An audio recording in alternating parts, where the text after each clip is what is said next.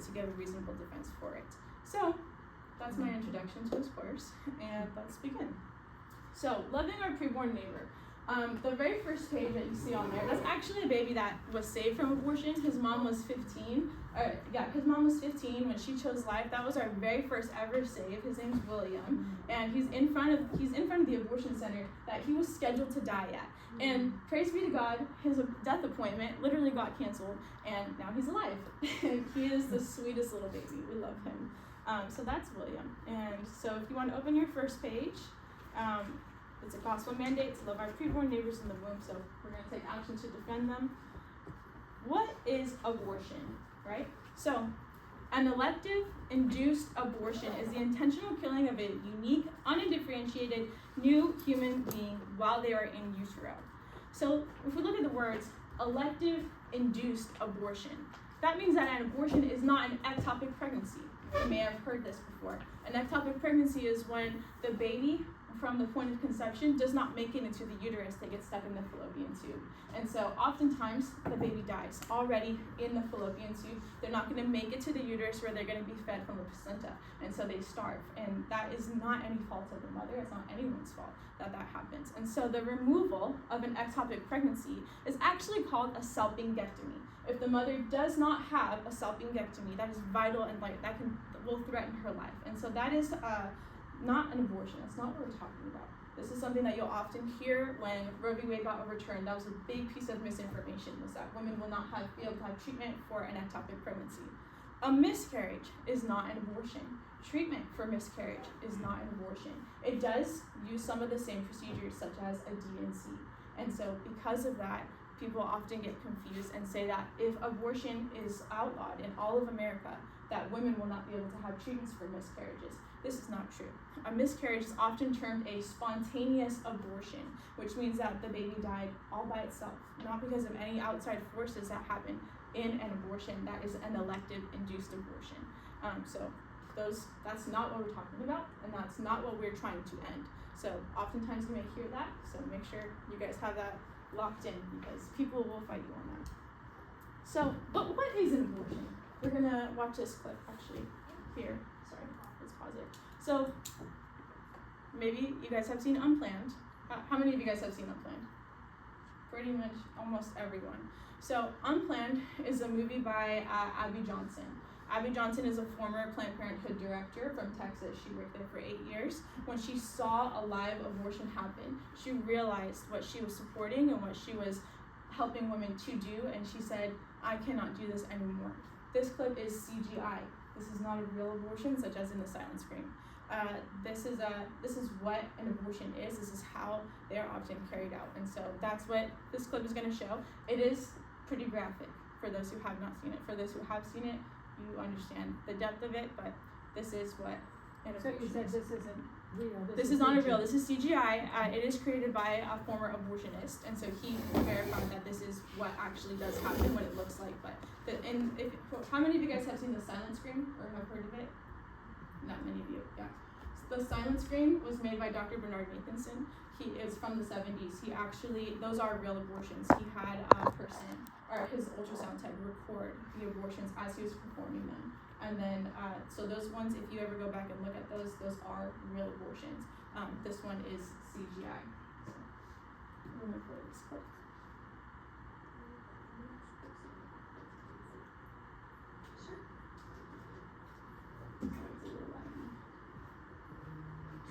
Even though I've been to Planned Parenthood for almost 8 years, I've never been called into the procedure room to help the surgical team with an abortion. And I have no idea why it's needed now.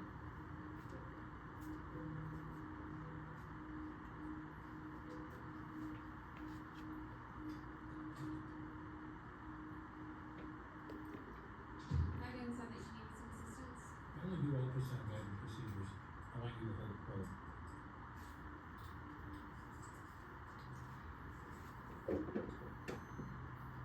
This might be a little cold, okay?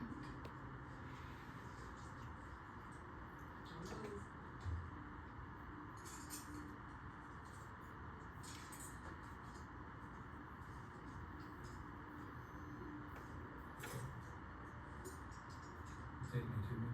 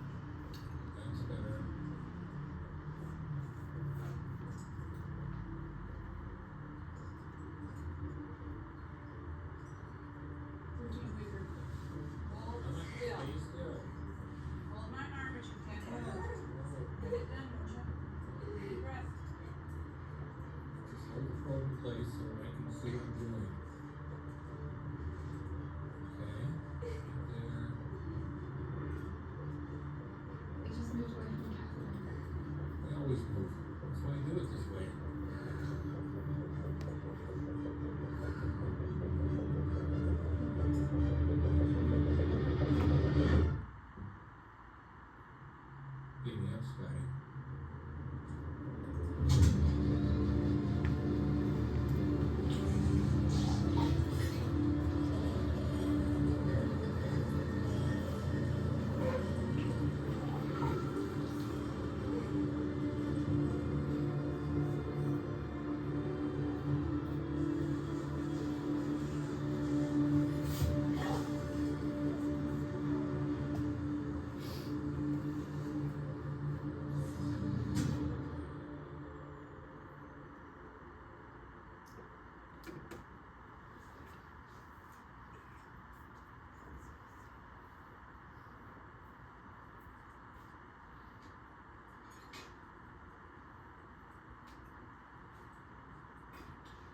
Where is she going?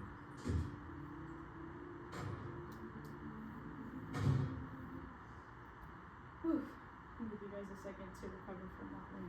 Well, the heck is that? But he actually is a former abortionist, Dr. Anthony Levinsino. He has described it as being that way. Yeah.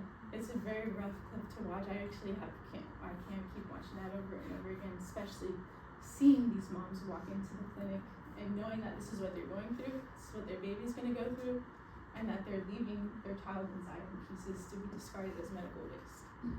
It's very rough.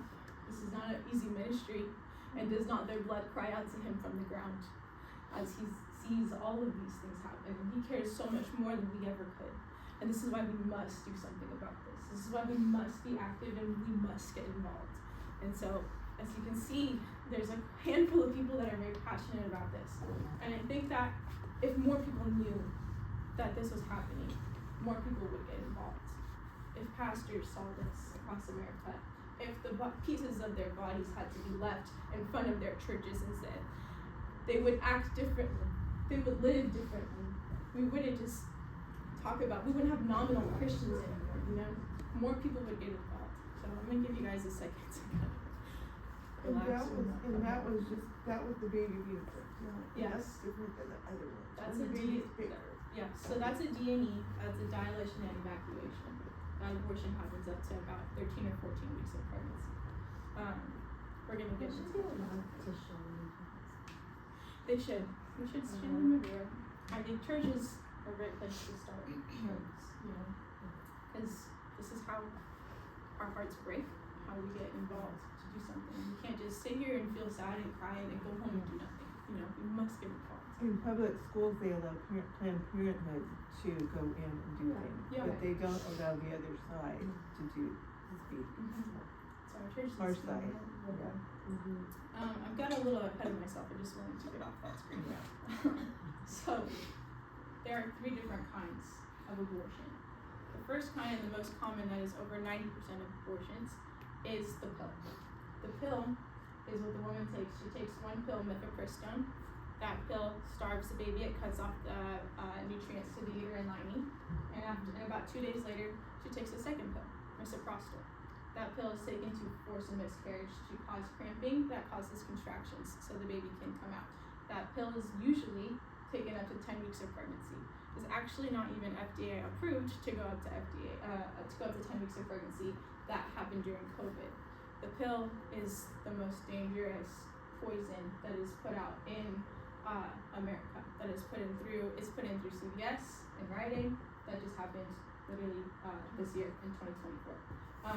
It's being mailed to these girls' front door at college campuses around the nation. Even in states where abortion is illegal, they are allowing the pills to get through to their thing because it's mail. And every public university in California, including UCSB, that is right down the street, is administering the abortion pill up to 10 weeks of pregnancy to women for free. That is paid for by taxpayer dollars. That's 90%. There's about 1 million abortions that happen. I'm getting a little ahead of myself. That's one. The second one is the D&E. That's what you guys just saw. That's done up to about 14 weeks of pregnancy. It is a dilation and evacuation, so it is the suction abortion. And as you can see, the baby's pieces, his body comes apart. The third one is the DNC, dilation and curettage. When the baby is too big to fit into the suction catheter, they pull the baby apart piece by piece. they have this section, and so for clamps, and it clamps down, and they dismember the baby, and they crush his head, and they suck out his brain. That is how the DNC is done. The last one is real. The last one is called a partial birth abortion, or it's a 9-month abortion. This happens to less than 1% of abortions. You'll hear this say, no one's having their trimester abortions. You'll hear Kamala Harris say that for the debate stage. But Guttmacher Institute, which is Planned Parenthood's national data research branch, they have reported that their abortions are happening in the 9th month of pregnancy. Those are carried out a couple different ways. If the mom comes, it takes a few days, and it is full delivery. So usually they inject the baby's heart through her stomach with digoxin. Digoxin is a dangerous lethal injection that will cause the baby's heart to stop. And then oftentimes the baby will die, and then she will give a full delivery to a stillborn baby. Then the other way that this happens is that they will partially deliver the baby, and as the baby's feet are out and his head is out, as long as the baby's head are still in, they will take scissors, they will cut the back of the baby's neck, they will suck out the baby's brain, and then they will deliver the baby. It's a baby guillotine. That's what it is. This happened last year. There were 5 babies, or 2 years ago, 2022. There were 5 babies that were found with evidence of a partial birth abortion in DC at this clinic, the DuPont clinic in DC. 5 babies were found that were killed this way. They were found by pro-lifers standing outside of the Planned Parenthood that was over there, his clinic, and they saw a medical waste bucket. They said, "Can we have this?" And the guy that was taking care of the medical waste gave them the buckets. They opened the buckets and found 5. They found 115 babies, most that were in the first trimester, but 5 that were 9 months along, and they had evidence of a partial birth abortion that had happened to them. This is happening in America. And when you hear this happening, they say it's not happening. It is. This is 100% happening, and they are reporting it. Now, you may think less than 1%. That's not that much. 1 is too much, but it's less than 1. When 1 million abortions are happening a year, less than 1% ends up being around 12 to 13,000 children that are dying that way in the United States every single year. So, you may hear these atrocious things and think, how did we ever get here? Why didn't my parents say anything? Why didn't my grandparents or my grandparents' grandparents say anything? How did we get from nothing to here? Well, this has been happening since the beginning of time. As you can see, child sacrifice is not a new concept. It has been happening. You might have heard of it happening with the Aztecs or anywhere else, the Mayans or whatever. It's actually a really common theme throughout the Word of God. And Deuteronomy 12:31 says, "You shall not behave," God is talking to the Israelites, he said, "You shall not behave thus towards the Lord your God, for every abominable act which the Lord hates, they have done for their gods," meaning the Canaanites, the Amorites, the Amalekites, the people that you hear about and you wonder, what did they do? Whose gods are they serving? They are serving the Molochs, the Baals, the Ashtoreths, the Liliths, these other gods. And what they're doing is just like in this picture, these children are born, and they were putting their children to Moloch, who has his hands out here like this, and these hands are on fire. And they're taking their children and they're putting them in their arms, and they're burning alive, and they're beating drums to drown out these baby screams. This is what the Israelites did in the Old Testament. You read about it in Judges and Exodus. You read about it, and it says, when God says, "Tear down the high places of Moloch and Baal," when God says that, the reason why he's saying that is because they are throwing their children into their arms, and they are burning them alive. They are killing them. The Israelites did that? The Israelites. The other tribes? The other tribes were doing that, the Canaanites and the Gentiles, essentially. Mm-hmm. And the Israelites, when they were participating in idol demon worship, this is what they were doing. And this is a very common theme addressed throughout Scripture, and he says, "For they even burn their sons and daughters in the fire." And God says, you see how they worship their gods. Do not worship me this way. God is addressing this behavior directly. This is happening over and over and over again. But the Christians, the ones that have loved God, the ones that have served God, we have consistently been the ones that have spoken out against this, even in early Roman times, when the Romans would ditch their babies in bushes. They would have babies and they would just leave them in bushes. The Christians at the time that were being heavily persecuted, they would pick up these babies and they would love them, they would care for them. We've consistently been the ones that had spoken out against these infanticide, against these baby murderers, even in early America. So because of child sacrifice, because of all of this. It's really hard to tell when abortion first started happening in the United States. The earliest and first ever conviction of a woman was the intent to abort, and that happened in 1652 out in Maryland.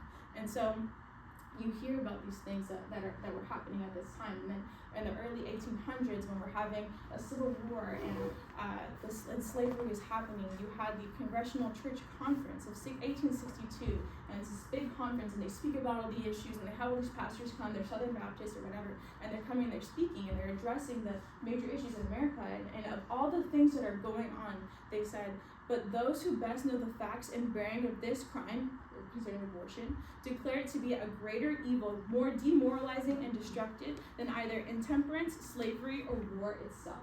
And so they are addressing this as the greatest evil of its time in the midst of slavery, which is really interesting to me that they are addressing this. Even back then, it has been the Christians that have stood up against abortion.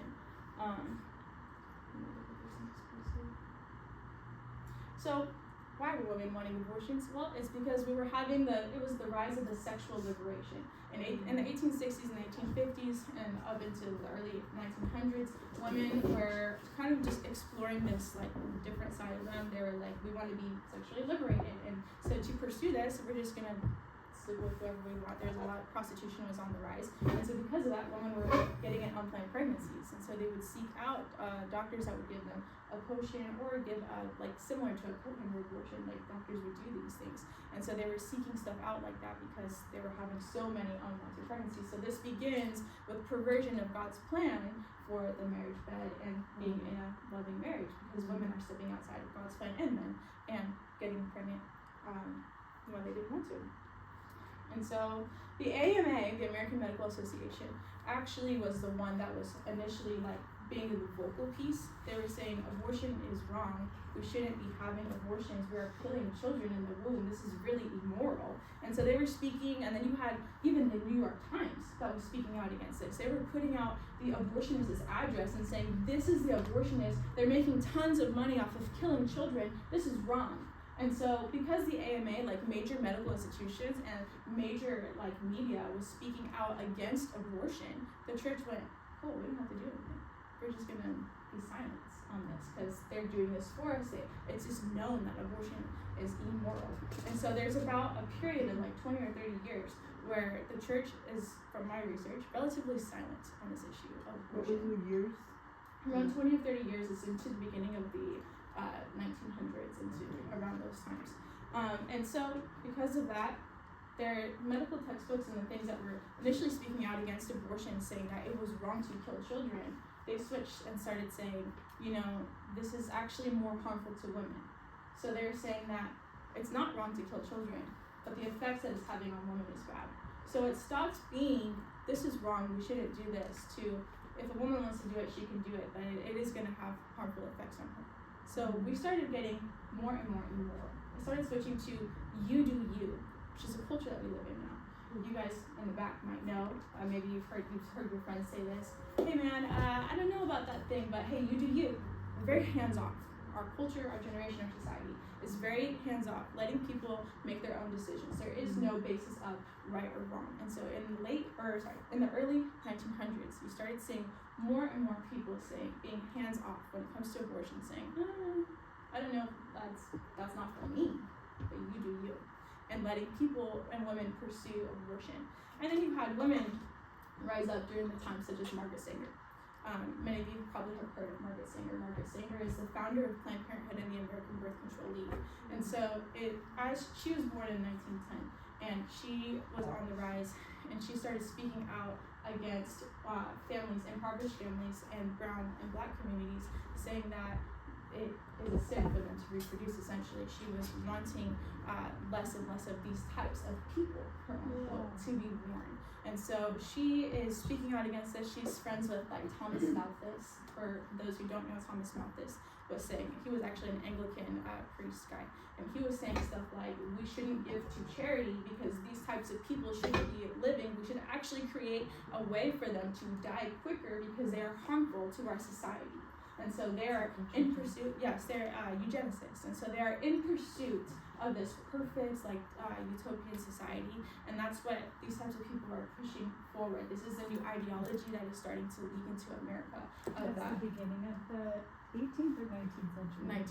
It's 1900s. Yeah, so it's like 1920s, 1930s. It's around this time period that Margaret Sanger, and so she starts the American Birth Control League. And so she actually came back from the UK. She was like exiled because she wrote, she violated a law in New York about, for like public indecency because of an article that she wrote. So she was exiled to the UK. And it was in the UK that she started becoming friends with people like Thomas Malthus and like Pablo Ellis. Pablo Ellis is one of the original gender theory people that was saying you can be whatever gender you want, and this is okay, like gender is fluid, all these kinds of things. So these are the people that are starting these ideas that we see championed and screamed for today. Not only are they tolerated, but they must be celebrated in today's culture. And so Margaret Sanger wasn't just about abortion. She was about birth control and gender, changing your gender, and all this different type of ideology that literally worships these demons and sacrifices their children to them, and is about bodily mutilation. And so the reason why it's important for us to have a history on abortion is because it goes so much deeper than just killing children. It is so ingrained, and this is the beginning of what you're seeing as organized evil. And so Margaret Sanger comes to America, and she comes back, and she starts the American Birth Control League. And the church is like, we don't know much about birth control. The church is very split. The church doesn't know what to do about it. Some are saying that it's really bad, and some are saying that it's okay because it prevents pregnancy. After class, we can talk more about birth control in general. But birth control is what she was feeding to black pastors in different churches across America because it was preventing them from reproducing, and it was actually harming the women's bodies because it was such a brain concept. And so it was very harmful to them and helping them to become infertile so they could no longer reproduce. And so that's what Margaret Sanger was pushing forward. And then eventually in 1963, she started Planned Parenthood, which is the first abortion center in New York. And it's actually still there to this day. And so, yeah, that probably Isn't it ironic how it started out as a racist institution? Yeah. But then It's there's racist twisting it now injustice. that it's Yeah. like, Yeah. we're for, minorities. Oh, of course. No, you're not. It's a lie. Yeah. So Planned Parenthood. So she started that Planned Parenthood in the midst of a black and poor community, Mm-hmm. and Planned Parenthood now to this day they will still go to black and poor communities because they target the minorities and the impoverished communities. Yes. So blacks represent about 13% of the population. Mm-hmm. 30% of abortions are black. Yeah, that's one of my statistics actually. That's So Margaret Sanger is paving the way for Roe v. Wade to happen. And so 1973, Norman McCorvey, actually 1971, Norman McCorvey, she's Roe in Roe v. Wade. How many of you guys know who Norman McCorvey is? A couple of you. So Norman McCorvey, she claimed that she was raped, and she lives in Texas. And so at this point in time, there were a couple of states, Colorado, New York, and California, that had allowed for abortion only in cases of rape and in incest, and then life-threatening situations to the mother. Those are the only states that allowed for that to happen. So abortion was it was still like briefly talked about, as very stigmatized at that time as well. And so she claimed that she was raped, and a very pro-choice activist lawyer picks up her case and brings it to the Texas Supreme Court, and then it goes to the Maine Supreme Court for federal. And then they say, because of Norman McCorvey, she actually did not have an abortion, that they are allowed to have abortions throughout all of the United States up until viability, which they ruled to be 24 weeks of pregnancy, and then with exceptions to the health as it relates to the mother. So later on in the 1990s, the word health was redefined. So that's why it says in quotation marks there, because the health of the mother also meant physical, emotional, financial. So if she went to her doctor and said, I cannot afford to have this child, it's going to hurt my financial health, and she was 8 months pregnant, that would be, depending on her doctor, that would cause grounds for her to be able to have an abortion at 8 months of pregnancy. And so until June 26th or something, 22nd of 2022, this was the law of the land. Any woman could have an abortion at any time in all 50 states of America for up until 24 weeks of pregnancy, with exceptions for afterwards. So that literally happened until 2 years ago. So 20 years or almost 50 years later, this gets overturned. And so what happened when Roe got overturned? So when Roe got overturned, it didn't say, okay, no more abortions now. We're gonna go back to how it was before. It gave the power back to the states. And so currently, actually when I was writing this, like I had listed Georgia in there as a state that had a heartbeat law that triggered. There's about half the states in the United States had trigger laws. So when Roe v. Wade got overturned, that it would have set of laws in place that would say like you can't have an abortion past 12 weeks or 6 weeks. The heartbeat law, that's one that went throughout a lot of America. So you can't have an abortion past this time. And so you have states like North Dakota, different states that do that. And so Georgia, literally I wrote this like a couple weeks ago, Georgia was one of those states, but recently they overturned, like as of last week, and said that you can have an abortion at up to 24 weeks of pregnancy. I just want to address what happened with Georgia really quick, because you might have heard about it recently, just because this is so nuanced and still so changing, and so many people don't know what to think about this, and they're still so lost. And so one of the reasons why that law got overturned in Georgia was because of a woman named Amber Thurman. Has anyone heard of this case that happened? Yeah, quite a few of you. So Amber Thurman was a Georgia state resident. She gets pregnant consensually, and she conceives 2 twins. And so she goes, I don't want this baby, I'm gonna have an abortion.